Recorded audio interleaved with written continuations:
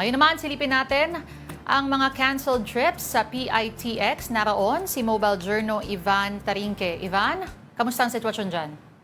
Yes, Dini, sa mga oras na to, no, 12, more than 1 dozen na bus trips yung currently na-cancel dito sa PITX. Si ilan nga dyan, yung biyahe galing Eastern Visayas, Mindoro, Eastern Samar, Bicol.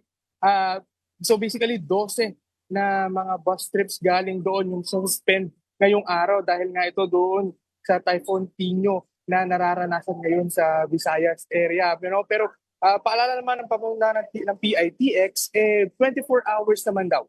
Bukas yung terminal. No? So yung mga pasahero na kung sakali mo maabutan na sila ng canceled trips habang nandito sila sa terminal, free naman daw sila magbukas at magstay dito sa loob ng terminal hanggang doon sa oras ng kanilang bagong biyahe. And so far, sa mga pagkain naman daw, may mga stalls, mga food stalls at mga restaurants, mga fast food restaurants naman na pwedeng kainan dito sa loob ng terminal. So hindi raw magiging problema yung kakulangan ng pagkain o yung pagkain dito sa loob ng terminal. No? Pero sa ngayon, sa mga oras na to, Denise, nakikita naman natin, may mga biyahe pa rin umaarangkada dito. Pero doon sa 12 biyahe na yun, wala pa tayong update kung anong oras sila muling makakabiyahe dahil doon sa last na nakuha nating data, yung 3 p.m.